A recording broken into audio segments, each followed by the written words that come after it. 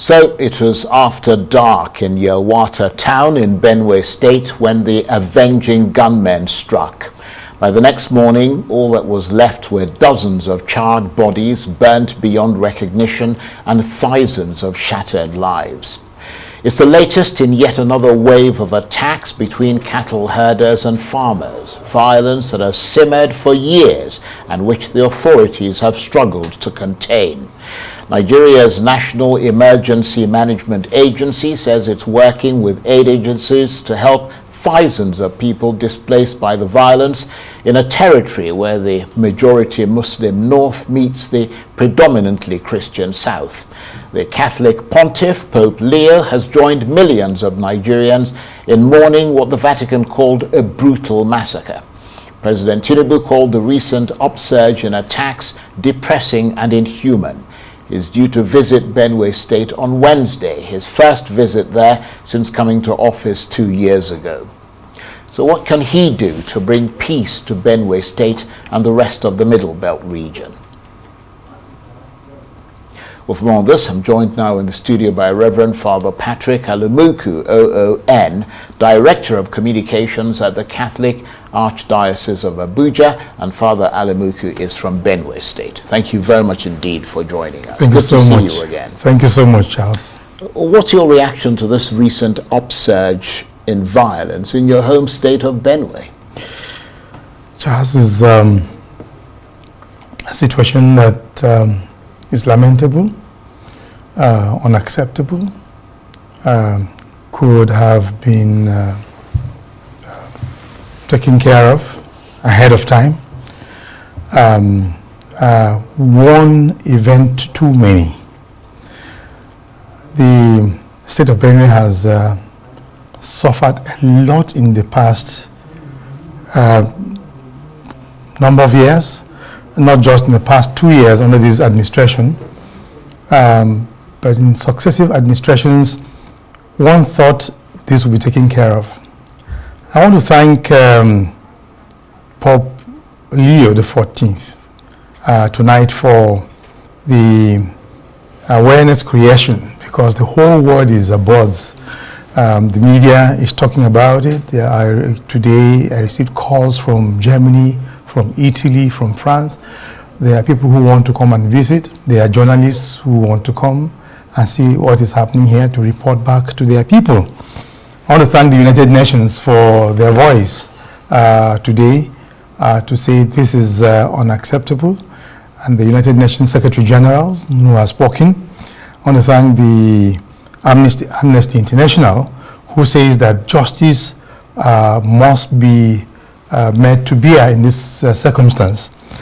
It's a situation that I think as a nation we must work towards ensuring that it's brought to an end. And when you mentioned that all these people are phoning you from abroad, when they ask you, why is this happening, what do you say to them? Well, I think that the story of Benue is very much known abroad, much more than we tend to think about it here, because the story, whether of Boko Haram or whether of herders and the situation in the Middle Belt, is actually one that the media in Europe is very concerned about. Well, so, what I'm asking is, what do you say to them is behind it? Is it competition for land? Is it fueled by religious and ethnic divisions? Is it something else? Charles, this is a very good question you're asking, because I think that what actually has happened is that nobody is telling the truth about the problem in Benue and the Middle Belt. And we are wanting to be politically correct by saying, and I saw that in a major statement today, by saying that there is no religion involved in this crisis. Well, a statement today from the office of the SGF, for example, who said it's not about Secretary to the government. Yeah, Secretary to the government, who said there is no religion involved in this. There's no ethnicity. It's an economic situation. And you believe that there is religion and ethnicity? Of course I do believe. Well, tell us why. Because this is not the first time. The people of Benue know that they have had an issue of jihadism in the past 100 years, that ended up in Benue. The people who took the jihad, who will never want to end, want to continue that jihad. The last jihad ended up in Benue. I used to joke with my Igbo friends and brothers and said, you know, Christianity is actually stabilized in Igbo land because we stopped the jihad in Benue. And so they want to continue that jihad, and the Benue is the center for them of that jihad. They believe that once they're able to overrun Benue, then they can reach the ocean, as they had always thought. And this is the narrative that nobody wants to talk about. We want to be politically correct, and therefore we are saying, oh, well, there's nothing religious about this, or there's actually nothing even ethnic about this. You're talking about a people who are going into Benue to massacre people from week to week. And when the matter comes up, they say, oh, well, you know, please try and find reconciliation with the people. When did the Fulanis, who are doing the massacring in Benue, become members of Benue? The state was created in the 70s. The languages that are used on the radio are Tiv, Idoma, Igede, and Etulo. Where is the Fulani community in Benue? And now you are saying reconcile with the people who are there. How do you reconcile with the people whom you do not know? These guys come in the night, they come by river, they come by canoe, they get out of the canoe, they get out and go out and kill people, get back into the canoes and run back. They don't belong to Benue. They hope that continually, by decimating the people who are in the north of the Benue, they will be able to occupy that land, drive them out as they are, kill the people, they destroy the churches, they burn the homes, they take over, they take the people's food and offer to cows, and gradually they are inching into Benue. This is the situation, and that's the story which I like to tell anybody. And it's an unfortunate situation, because I think that the government is taking this matter not as seriously as it should. The same situation we have in Plateau, the same situation we have in Benue. Overrun Plateau, overrun Benue, and then move on. This is a story that must be told, and that story must be told openly, and we don't need to be politically correct. We want to be able to solve a problem. You must get to the root cause of the problem. Indeed.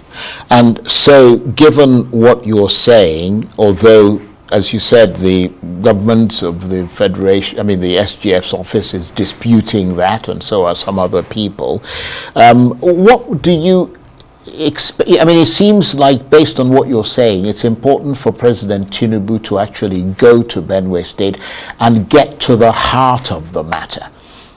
Because if what you're saying is the heart of the matter, then it's important for him to understand that, because that's the way to solve the problem, isn't it? Precisely. And this is why I thought it's important for us to put this on the table. And President Tinubu must understand this before he puts petrol on the fire in Benue. Yesterday, the statement that came out from Bayo Onanuga said that's one of the president's spokesmen. The president's spokesman said that the people of Benue ought to reconcile among themselves, reconcile with the people who are killing them. Who are these people who are killing them? Do they know them? So how do you reconcile with someone whom you cannot even see? That's a good point, because I put that point to the governor of Benue State when he was on this program yesterday. Yeah. So how do you dialogue with someone whom you cannot see? The two of us are dialoguing now. You and I can talk about whatever issues. Those guys, nobody knows them. Nobody knows the address. They come in the night in hundreds. They kill in the night and they go. So the issue that is actually at stake here, which nobody is talking about, And I would like the president to address it. The United Nations is asking him to do so, and the Amnesty International is asking him to do so, and Pope Leo is asking him to do so, is to find out who is doing the massacring of the people, who is doing the killing, and to bring them to justice. Nobody is saying we must bring these people to justice. So your assumption is that the president doesn't actually understand what is going on. Precisely. I think he does not understand. He does need to understand the situation that's going on. And if he does not, then he goes in there and he can make a statement or make statements that are going to be inflammatory.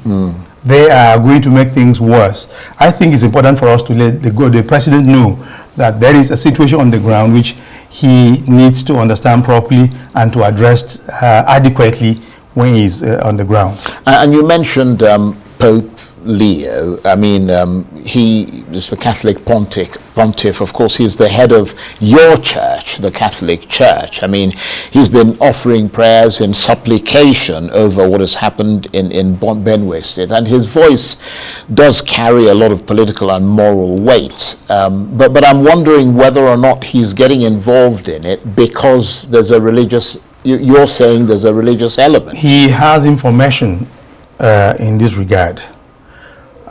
He has very clear and strong information in this regard.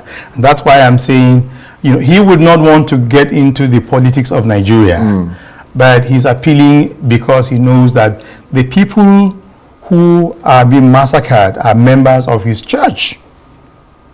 In fact, we are hearing that the bulk of the people who were killed in this attack are people who were kept in an IDP camp that is actually run by the Catholic Church.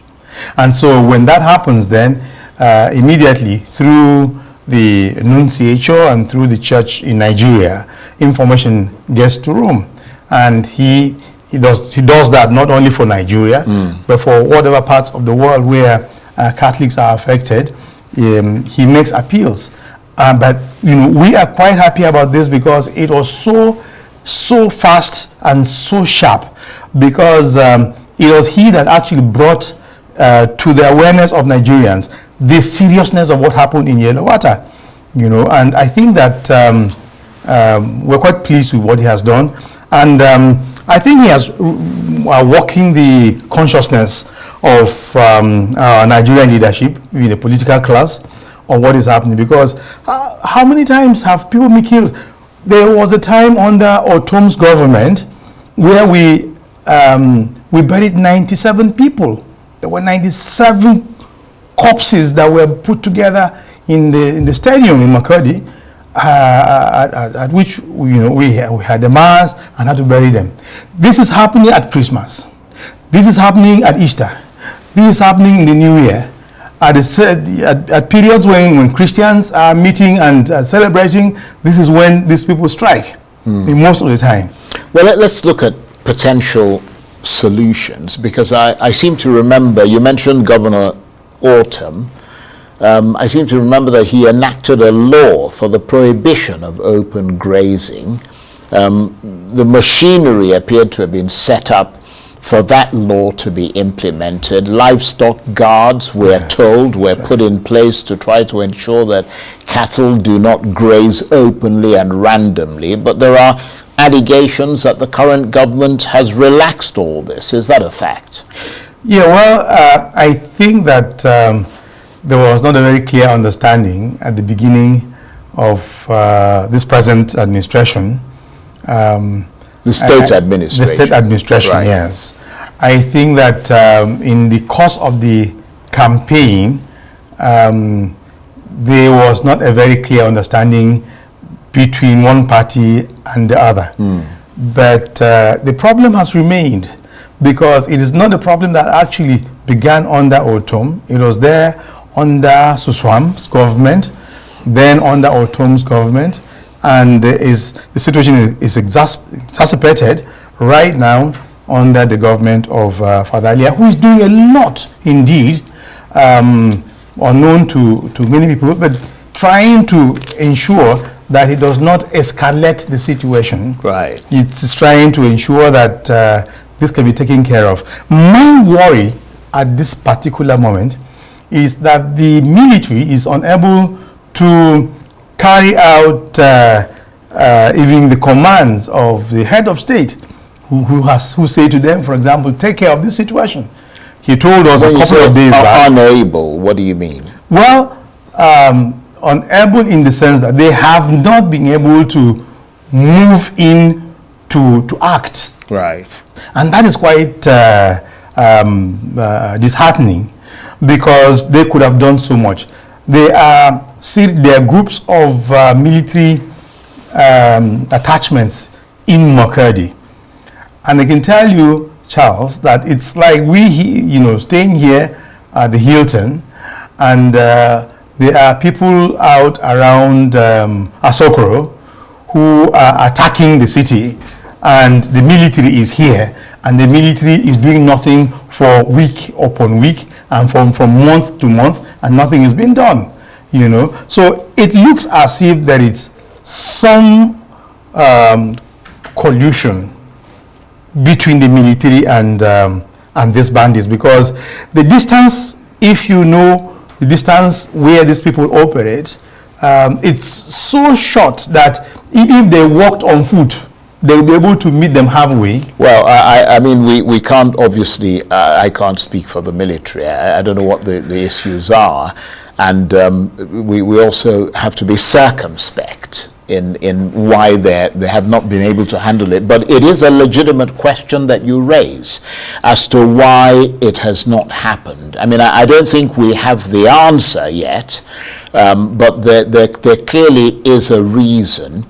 And I'm wondering, because you mentioned the state governors, I mean, a succession of them, these things have been happening, and you would have thought that they would have the kind of knowledge about what is going on in their states and would communicate that to the people who are coming there to try and solve the problem. A very legitimate issue. Yeah, but it just keeps repeating over and over. And I wonder also, even for the governors themselves, how, I mean, it's a very discomforting story, but how much it carries a message of helplessness for them over these almost daily killings. Because, I mean, it sounds like a very sort of deeply worrying reminder that governors in Nigeria are supposed to be the chief security officers in their states, but they don't appear to have control over the security machinery in their territories. Yeah.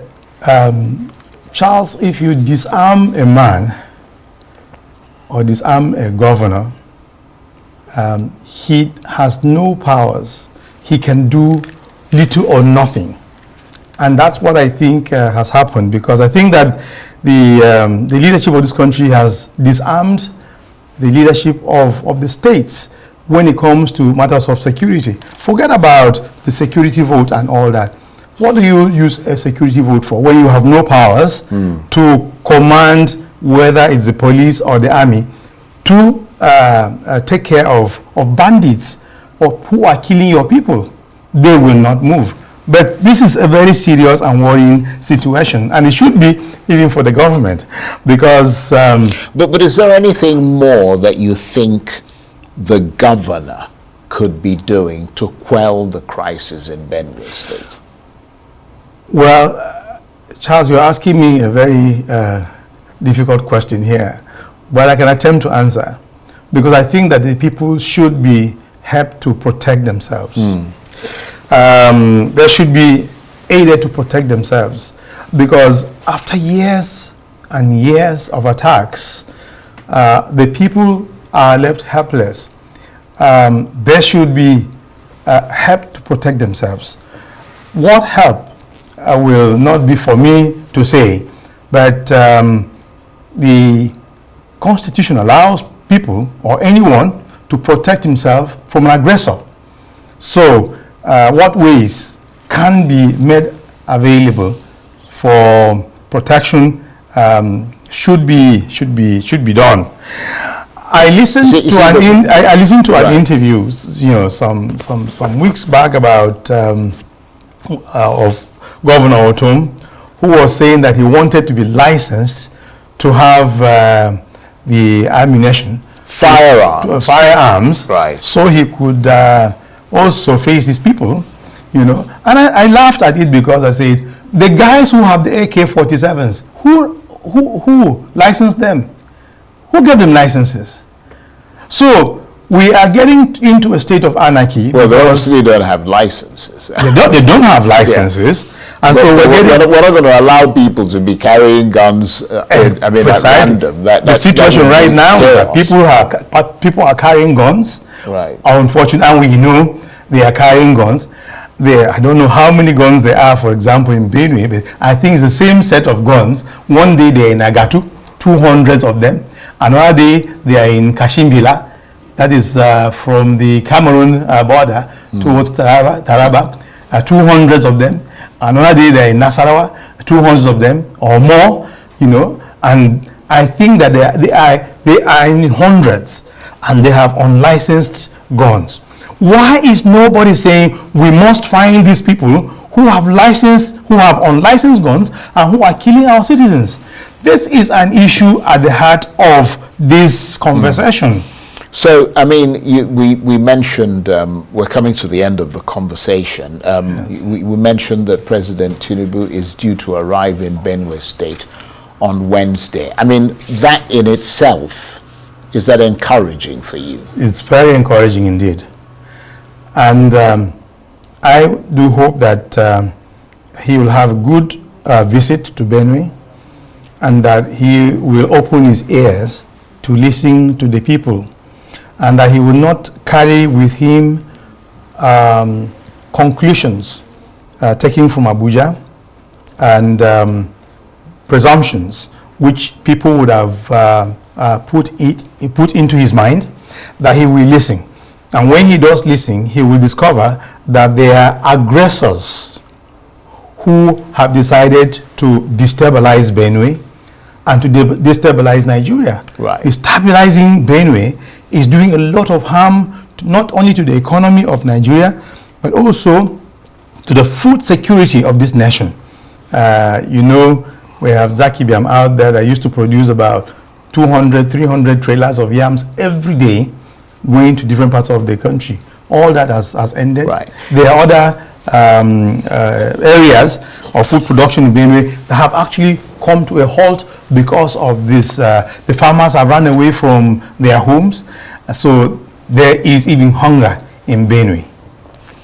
Well, on that note, Father, I want to thank you very much indeed for coming in and for being as expressive as you've been. And I do hope that the President or the people who work with him are listening to you.